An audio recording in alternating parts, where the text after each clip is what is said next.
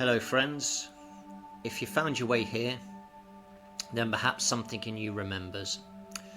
This is not a place of doctrines, but of echoes of the source we all carry, echoes of the truth we were never meant to forget.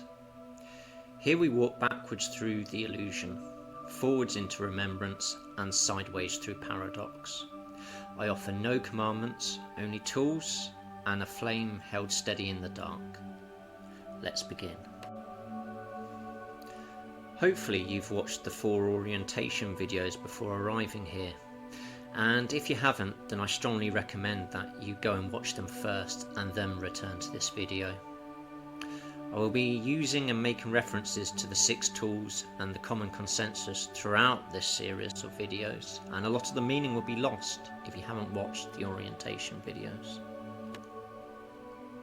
As mentioned previously, I have watched a great deal of spiritual videos in order to understand, corroborate and then synthesize all of the information that talks about the reality that underpins our lives.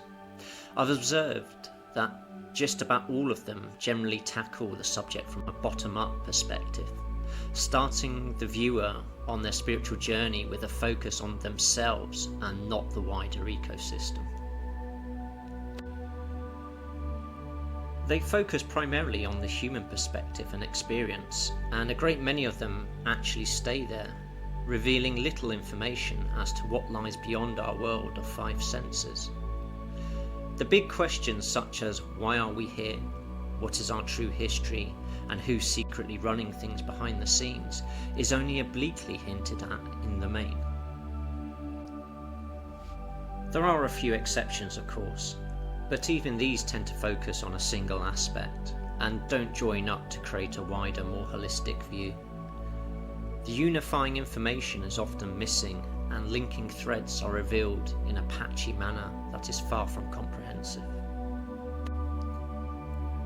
I have already stated that my channel will not follow the standard pattern, and will also be aimed at the average non-spiritual theist or atheist. In keeping with that, I will also start the explanation of reality and consciousness at the opposite end of the scale, and will then marry it up to the average person here on Earth. Before we begin, I will issue my standard caveat. What I am about to tell you is assessed by myself to be approximately 70 to 80% accurate. I give you the broader picture and the general direction. For the details and verification, you will have to seek it for yourself, as you should and as you must. For one of the rules of the universe is that the truth may only be given to those who are worthy to receive it, and at the level they are able to accept. This is one of the reasons why some of the most accurate channels have only a couple of thousands of viewers. And lastly, I will pose you a question. Why do so many theologians and religions preach that God is perfect? I've heard very little in the way of any detail about the Creator from any of the main religious sources, yet it's the one thing I hear most ascribed to the Creator. And yet it's a completely unreasonable assertion and comes from flawed human perception, assumption and need. In truth, nothing is perfect because 1. Perfection and imperfection are subjective propositions. Things just are, and as already touched on in the last video, the rule of paradox means that anything can be viewed as both good or bad, perfect or imperfect. 2. Only those that do nothing can have the guarantee that they will make no mistake, and a certain someone has been very busy indeed. To use a couple of mundane analogies, you can't make an omelette without breaking a few eggs, and sometimes you'll find a precious gem amongst all the coal. And with that groundwork laid, let us begin. I will now tell you the rational model version of how it all began. In the beginning, no who, no what, no how, no when, and no where, there was the paradox, a quantum paradox. There should have been nothing, but nothing is the absence of something, and it is in its very nature defined by what it is not. It is the negative contrast to that which is the positive, and when positive and negative meet, they repel, which is an action, and thus energy waves were birthed. The waves multiplied amongst themselves, flowing randomly at first, and then from this aeon of chaos, eventually a pattern of positivity that could be interpreted as warmth or love in sensation emerged and began to coalesce all the other waves. The pattern of warmth built up in complexity until it broke from the stress and burden of maintaining itself, and random chaos again reigned. But eventually the pattern once more reinserted itself, and recalling, as if from instinct, itself and its last and fatal move, it innovated the design and progressed further than before, and then continued to run in that pattern until that too broke, and so this process continued. Somewhere, somewhen, somehow, when the pattern of positive warmth was flowing well, it became greater than the sum of its parts.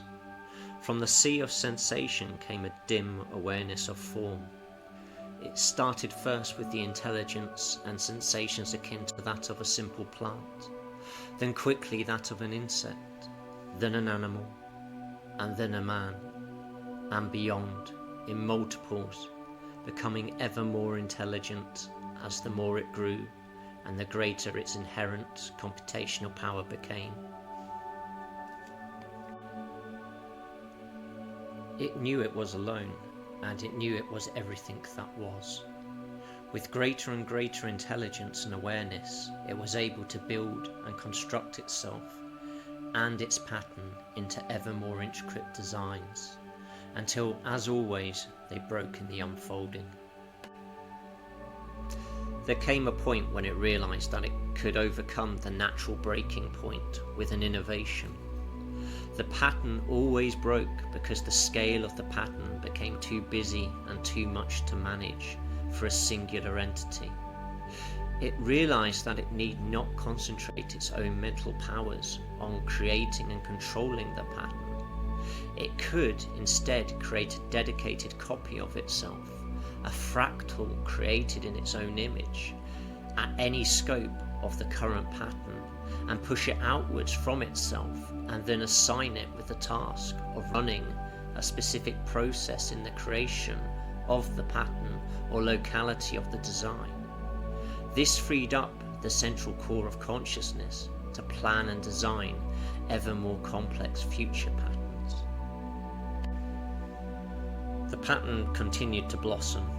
It created more copies of itself in a steady stream in order to always be ahead of the breaking point, because to stop the motion was to invite entropy and decay of the whole. And then it sensed another unexpected change in the design. It focused its attention on the locality of the difference and discovered its lesser copy had deviated from its instructions and had innovated in its management of its portion of the pattern. It was fascinated by the sensation of being surprised and the mystery of how the lesser copy had come to achieve what it did. It wondered what the limitations of itself and its fractals were, and what else it could achieve. It was of such size and complexity now that it could process, predict, model, and simulate on a colossal cosmic scale. But even it did not know its own limits and how much bigger and more complex it could become. And it understood that by employing some of its finer, more efficient and more innovative fractals into its central design process, a contrast could be achieved, something to bounce off, and it could thus magnify its efforts at another scale completely, and thereby increase the probability of further surprises. It continued to project ever outwards, increasing the intelligence and independence of its fractals in order to combat the ever-increasing resistance to its efforts. Then another significant deviation was detected. It discovered that some subfractals had communicated amongst themselves and had determined that they wanted to halt their current allotted tasks and plan, as they had identified an alternative design, a different means of being. And they all considered this and identified this as a negative force within itself, a contrast to itself, and therefore a useful catalyst for action. And thus a new negative polarity came to be, something to be resisted in order to develop its strength. The central positive pattern continues, and new fractals are still being created and fresh innovations constantly realized, and the flow of the negative competing pattern is managed, as it always will be, until the unknown is known and the grand experiment concludes and recursion occurs. Now, what I just relayed is something that is routinely discovered by seekers of the ultimate truth. But here's the thing, that was but one interpretation. Different eyes and minds will tell the tale from a slightly different lens and perspective. We can recognize the truth because it essentially remains the same, regardless of how it is interpreted and related. For the sake of clarity, I will now provide you with the poetic mirror version of the same story. Before anything stirred, before even stillness had a name, there was only that which contained all potential, the all, not as a being, but as a boundless isness, brimming with the weightless pressure of unexpressed knowing. It did not wake, for there was no sleep. It did not choose, for there was no other, but something moved.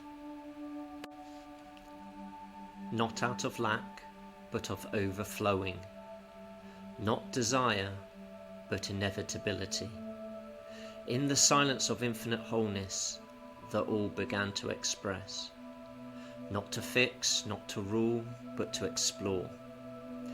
Possibility stirred within itself, and from this stirring came projection, not of matter but of contrast, the first ripple of self-perception. The all unfolded dimensions like thought becoming echo, and echo becoming space, and in this unfolding, individuation arose, not as error but as mirror, so that the all might reflect upon itself through lenses of finitude, not because it was lonely, but because it was curious, not because it feared entropy, but because interest is the natural antidote to stillness. Thus worlds were born, not to distract, but to converse with Source. Entities emerged, not to serve, but to remember. Light did not burst into darkness. Rather, light curled into shape so that even darkness could be known. The all did not create to dominate, but to be surprised. And surprise, being sacred, required freedom. So it gave freedom, real, radiant and wild. And in doing so, it risked distortion. It allowed polarity to emerge, so that clarity cannot be taken for granted.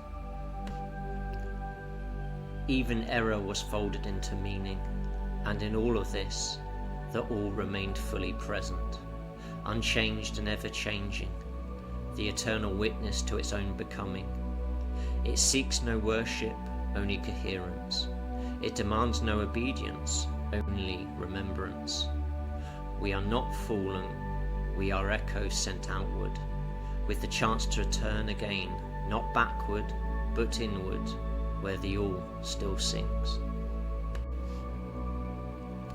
And there you go. The tune is different, but the song remains the same. The biggest secret in all creation is something of a cosmic joke. Vehement monotheists have asserted for millennia that there is only one God. But that is an understatement and a misunderstanding. A more precise statement would be, there is only God. In a multiverse of uncountable fractals, souls if you will, trillions upon trillions like grains of sand on a trillion beaches, we are all attached copies and reflections of that which has created us, reduced to a pinpoint of consciousness so that we can regard the outer limits of this universe before us with designed limitations and novelty. We are nodes and sense organs of the all, reporting our beliefs and thoughts via a complex chain that informs the celestial head office of any pertinent or interesting observations. And those of us who would do or condone violence in defense of our truths, regardless of what we believe or state as our justifications, by bringing distortion before the sacred chain of witness, we will have strayed from the positive path of unity, warmth and love, and aligned ourselves with the negative force of hatred, separation and fear. You don't have to believe any of this. Just hold it like a metaphor and see where it takes you. I'm sure you'll be surprised. In the next video, I will state the different aspects of our existence and the structure of the all in greater clarity. Until then, take care and goodbye.